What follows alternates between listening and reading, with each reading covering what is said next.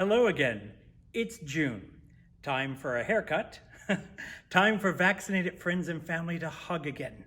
People are going out to dinner safely, and as of June 15th in California, restrictions will be lifted and businesses can reopen. I am excited to share with you that the Morgan Wixon is going to begin opening our doors too. But we want to do it responsibly and with caution. So here's our plan.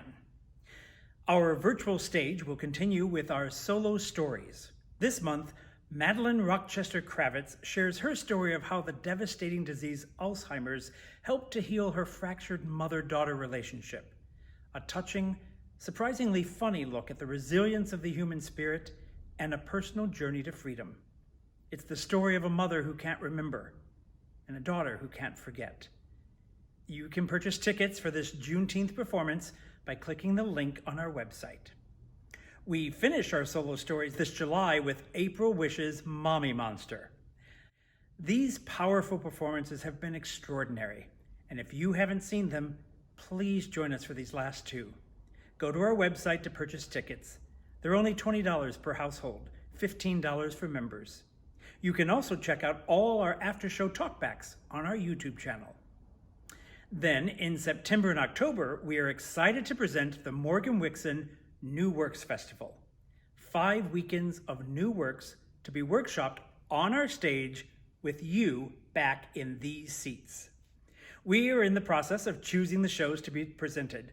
If you're interested in submitting a work, please go to our website and click on the submission link. If you have any questions, you can write to newworks@morgan-wixon.org to ask your questions.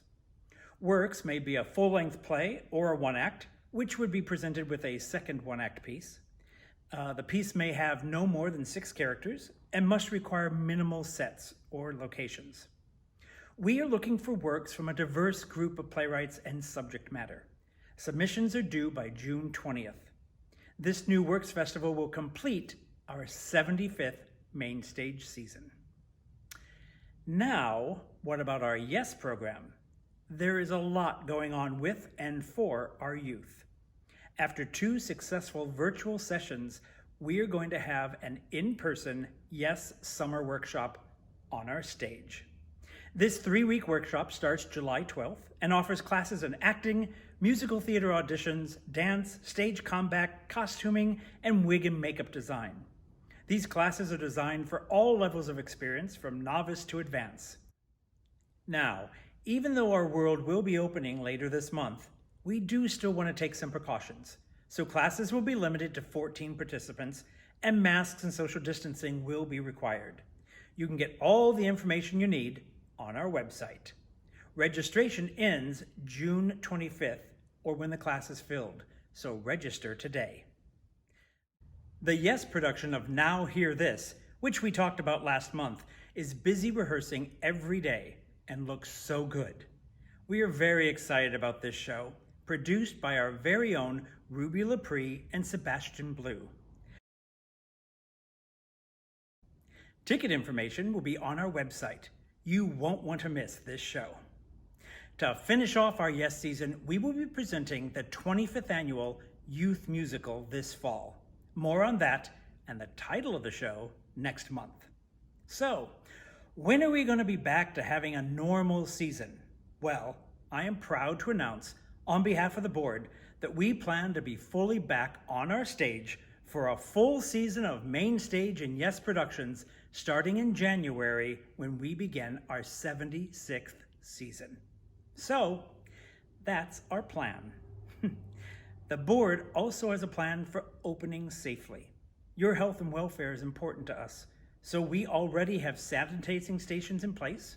We've had the theater deep cleaned, and as I record this message, E.L. Payne Heating and Cooling is replacing our air conditioning with a brand new system and filters.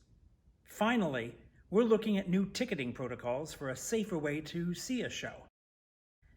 And thanks to Bill Wilday and the very brave Annalisa Erickson, the bulbs have been changed in the auditorium. You thought my lighting was better, didn't you? We'll be ready when we open the doors and welcome you back later this fall. Speaking of welcoming friends we haven't seen, If you're vaccinated and comfortable, we plan to celebrate the reopening of our theater with a members barbecue. Members will receive an invitation via email. If you're not a member, what better time to join? Still only $35 per person, $60 for family. There's a link on our website. And then you can have some barbecue too. We are continuing our coffee table community discussions on June 24th, when the subject is Latinx representation in theater, on stage and behind the scenes. This month's panel includes Marissa Herrera, who joined us for a discussion on outreach last year, Jeffrey Rivas, the founding member of Latino Theater Company, and our very own Ariella Fiore, who you have seen on our stage many times. Click the link on our website to register. These discussions are free to all who wish to join us, and if you missed any of them, check them out on our YouTube channel.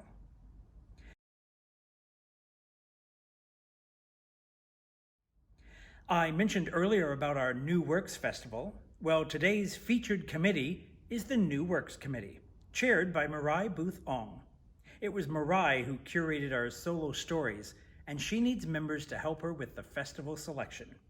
It's the mission of this committee to read through the submitted plays and choose a broad, diverse, and thought-provoking slate of shows. If you're interested in joining this committee, you can write to Marai at the email address on the screen for details. A sad note, my darling, drowsy chaperone lost her leading man last month. Joe Paquette passed peacefully in his sleep on Wednesday, May 5th, after an evening of Benny Goodman music, a Red Sox win, and oatmeal raisin cookies. He was 85. Joe was Laser Wolf in the Morgan Wixon's production of Fiddler, and he and his wife Janet shared the stage in Something's Afoot. We send our fond memories and love to Janet and their families. It's been 15 months since we temporarily closed our doors, and we are so excited to be getting back to some kind of normal. And we're looking ahead to the future. And our future looks bright. At the same time, it's good to know where you came from. So I finished today with a little more about our 75-year history. Just to recap, the Santa Monica Theater Guild started in 1946 in the parlor of Eric and Ruth Martin's Santa Monica home, when some theater lovers got together to start a new theatrical community organization. After doing shows at the Miles Playhouse in Lincoln Park for several years, Jeffrey Morgan guided the Santa Monica Theater Guild in finding a new home. And in 1950, thanks to his negotiations with the Santa Monica Board of Education, the Guild took over a bungalow in the old John Adams School grounds at 5th and Ocean Park in early May of that year. During the war, the building had been occupied by the Navy as a rec hall. It was then used by the school district and was now known as the Rancho Playhouse. And the Guild quickly got to work producing their first show in the new space. The Playhouse was described as a pine-paneled, intimate playhouse with 136 seats. Remodeled by members of the Guild, it had a yellow grand curtain and gaily covered furniture. The audience rises were built by Guild volunteers and members of the carpentry class at Santa Monica Technical School. The lobby had wagon wheel lights rewired by the electrical class at Samo Tech. This new playhouse also had areas for the collection of sets and costumes, which had previously been stored in garages across the city. The doors of the new theater opened Friday night, May 26, 1950, for the West Coast premiere of Belvedere. This new space saw the production of shows in rapid succession, producing 5 more by year's end. 1951 saw the production of 12 shows, including a musical written by Jeffrey Morgan. In November of that year, the members of the Santa Monica Theater Guild voted to rename the Rancho Playhouse in Jeffrey Morgan's honor, in appreciation of his guidance beyond the call of duty and participation in all phases of the theater. Upon hearing the news, Jeffrey said, "A man would be something less than human if he were not deeply moved by this expression of appreciation by the Santa Monica Theater Guild." The first show produced under the new name was 9 Pine Street. Jeffrey Morgan passed away 4 months later, on March 2nd, 1952. Over the many years, the Santa Monica Theater Guild produced a steady slate of shows, sometimes as many as 12 or 13 shows a year. The Los Angeles area newspapers regularly reviewed the shows at the Morgan Theater with much acclaim. Shows in these early days drew current and feature movie stars to our stage. Actors like Glenn Ford, Happy Days' Marion Ross, the middle square of the Bradys' Ann B. Davis, whose father was a director and actor at the Morgan Theater.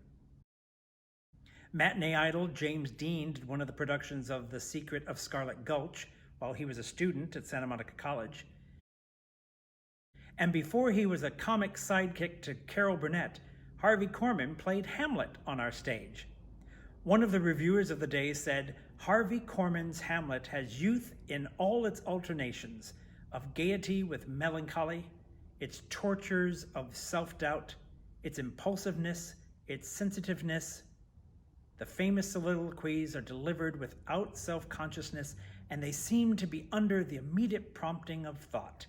His portrayal is throughout the work of a serious and highly capable actor who should have little trouble in finding his way into the higher brackets." And he sure did. We don't have a lot of photos of the pine-paneled interior of the Morgan Theater itself, but we do have a little video of the audience seating, thanks to a popular TV show of the early 60s. And we have a couple photos that show the stage at the Morgan Theater with its low beams and shallow stage. We'll pick up there and talk about some of these early shows next month. All signs suggest that California is clearly headed out of the pandemic as long as vaccination rates remain steady. So please do your part as our world begins to get back to normal. Remember to wear a mask when required and social distance if necessary. Get a vaccine if you haven't, and follow the guidelines so we can safely open our doors soon. Have a great summer.